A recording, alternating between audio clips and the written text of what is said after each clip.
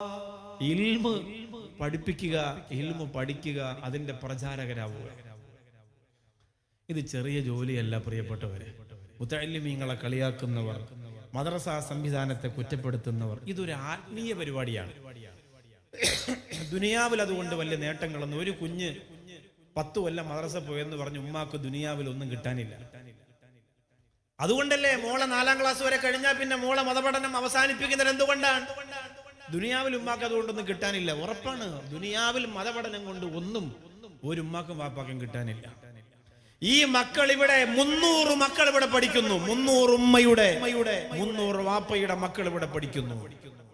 എന്തു ഗുണമാണ് ആ മാതാപിതാക്കൾക്ക് ഈ മക്കൾ ഉണ്ടാക്കി കൊടുക്കുക? ദുനിയാവിൽ ഒന്നും ഉണ്ടാക്കി കൊടുക്കൂല. ആ ലക്ഷ്യത്തിന് മക്കളെ പഠിപ്പിച്ചിട്ടുണ്ടെങ്കിൽ ആഖിറത്തിൽ അതുകൊണ്ട് ഗുണം ഉണ്ടാവില്ല. ഇവിടെ ഇരിക്കുന്ന ഉസ്താദുമാരൊക്കെ ഈ തലക്കെട്ടും കെട്ടി കുപ്പായൊക്കെ ഇട്ട് ഇന്ന് നിങ്ങൾക്ക് നേതൃത്വം തരുന്നത് അവരുടെ മാതാപിതാക്കൾ ദുന്യവിയായ ആഗ്രഹം വെച്ചിട്ടല്ല അവരെ ദറസിൽ പറഞ്ഞു വിട്ടത്. എന്റെ മോൻ ഹാഫിളാണ്, നല്ല ശബ്ദമാണ്, പെട്ടെന്ന് അവനൊന്ന് ഹാഫിളാക്കി കിട്ടിക്കഴിഞ്ഞാൽ ഷാർജ പള്ളിയിൽ ഖത്തീബാക്കാം എന്ന് നിയത്ത് ചെയ്താക്കിയാൽ ഖത്തീബാവും. പക്ഷെ ആഖിറത്തിൽ അതിന്റെ ഗുണം ഉണ്ടാവില്ല. ഗൾഫിലൊക്കെ വലിയ സാധ്യതയാണ് ഹാഫിളീങ്ങൾക്ക്, നല്ല ശബ്ദമുള്ള ഹാഫിളീങ്ങൾക്ക് സാധ്യതയുണ്ടെങ്കിൽ എന്റെ മോൻ അങ്ങനെ ആവട്ടെ എന്നൊരു ആഗ്രഹിച്ചാൽ ആകും. ഹാഫിളീങ്ങൾക്ക് സാധ്യതയുണ്ട്, ആലിമീങ്ങൾക്ക് സാധ്യതയുണ്ട്, അങ്ങനെ ആവും. പക്ഷെ ആഖിറത്തിൽ അതുകൊണ്ട് വലിയ ഗുണമൊന്നും ഉണ്ടാവില്ല.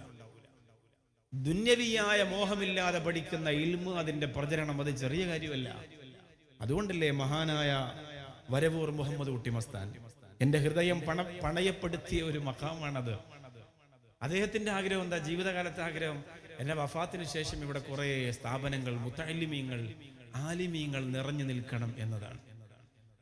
നിങ്ങളുടെ തൊട്ടടുത്ത മഹാനായ ശൈഖുന അത്തിപ്പറ്റ ഉസ്താദ് ഈ ലോകത്ത് മുഴുവനും സുന്നത്ത് ജമാഅത്തിന്റെ ഖിദ്മത്തിന് വേണ്ടി ഓടി നടന്ന് കഷ്ടപ്പെട്ടിട്ട് എന്താണ് മദീന എന്ന് തന്റെ കണ്ണിലൂടെ, ചുണ്ടിലൂടെ, നാവിലൂടെ ജനങ്ങൾക്ക് അറിയിച്ചു കൊടുത്തിട്ട് ലോകത്തുനിന്ന് വിട പറയുമ്പോൾ ഒരു വിജ്ഞാനത്തിന്റെ കൊട്ടാരം സമ്മാനിച്ച്, ഫത്തുഹുൽ ഫത്താഹ് സമ്മാനിച്ചിട്ടാണ് വിട പറഞ്ഞു പോയത്.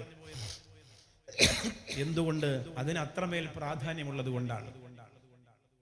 നിങ്ങളുടെ പ്രിയപ്പെട്ട തൃപ്പനച്ചി ഉസ്താദ്, അദ്ദേഹവുമായി ബന്ധപ്പെട്ടവരോട് ചോദിച്ചാൽ, ബാപ്പു തങ്ങളോടോ ആരോടെങ്കിലും ചോദിച്ചാൽ പറയും, എപ്പോഴും പറയുമായിരുന്നു, 500-ലധികം മക്കൾ പഠിക്കുന്ന ഒരു വിജ്ഞാന കൊട്ടാരം എനിക്ക് തൃപ്പനച്ചിയിൽ വേണമെന്ന്. എന്തിനവരത് ആഗ്രഹിക്കുന്നു? അതാണ് ഇൽമിന്റെ പ്രത്യേകത. അടക്കിക്കഴിഞ്ഞാൽ പിന്നെ ഖബറിൽ നിന്ന് കസ്തൂരിയേക്കാൾ പരിമളം വീശുന്നു. ആരുടെ ഖബറാണെന്നറിയുമോ? മഹാനായ ഇമാം ബുഖാരി റളിയല്ലാഹു അൻഹുവിന്റെ ഖബർ അടക്കി കഴിഞ്ഞിട്ട് ആ ഖബറിന്റെ മുകളിലെ ആ മണ്ണ് കയ്യിലെടുത്തു വെക്കുമ്പോൾ അതിന് പോലും കസ്തൂരിയേക്കാൾ സുഗന്ധമായിരുന്നു എന്നാണ്. എന്തുകൊണ്ടാണ്? വിജ്ഞാനത്തിന്റെ അത്ഭുതങ്ങളിലേക്ക് ചിറക് വിടത്തി പറന്നുപോയവരാണ്. മഹാനായ ഗസാലി ഇമാം റളിയല്ലാഹു അൻഹുവിന്റെ കുഞ്ഞുപ്രായത്തില് അദ്ദേഹത്തിന്റെ പ്രിയപ്പെട്ട ഉപ്പ ഇതുപോലുള്ള വിശാലമായ ആയിരക്കണക്കിന് ആലിമീങ്ങൾ നിരന്നിരിക്കുന്ന മജ്ലിസിൽ തന്റെ പൊന്നുമോനെ മടിയിലിരുത്തിയിട്ട് അവിടെ ഇരുന്നു കൊണ്ട് ആ പിതാവ് ഇങ്ങനെ കരയുമായിരുന്നു, അല്ലാഹുവേ എന്റെ പൊന്നുമോനെ വിജ്ഞാനത്തിന്റെ നെറുകയിലെത്തിക്കണേ അല്ലാ. മകൻ ഇങ്ങനെ മടിയിലിരിക്കും, ഉസ്താദുമാരൻ നസീഹത്ത് കേട്ടിട്ട് വാപ്പ കരയുമ്പോ കണ്ണീരിങ്ങനെ മകന്റെ മുഖത്ത് വീഴും. ഗസാലി ഇമാം റളിയല്ലാഹു അൻഹു ചോദിക്കും, എന്തിനാണ് ഇപ്പൊ കരയുന്നത്? മോനെ, നിന്നെ ഇതുപോലെ ഇതിനേക്കാൾ വലിയ ആലിമാക്കാൻ വാപ്പച്ചി അള്ളാഹിനോട് ദുആ ചെയ്തുകൊണ്ടിരിക്കുകയാണ് ഇൽമിന്റെ മജ്ലിസിൽ വെച്ചിട്ട്. അതാണ് ഇന്ന് നമുക്ക് മക്കൾ ഉണ്ടാവുന്നില്ല. കല്യാണം കഴിഞ്ഞ് 10 വർഷമായി, 15 വർഷമായി മക്കളില്ല. അപ്പൊ താത്താടെ ഒരു നിയത്ത്, ഇനി ഒരു മോൻ ഉണ്ടാവണമെങ്കിൽ അവനെ ഹാഫിളാക്കിയിരിക്കുക. അത് മോശമായ നിയത്തൊന്നുമല്ല, നല്ലത് തന്നെ. പക്ഷെ 4, 5, 6 മക്കളെ തന്നാലും ഹാഫിള് മാത്രമല്ല, ഹാഫിള് ഒരുപാട് ഹാഫിളായിട്ട് കാര്യമൊന്നുമില്ല.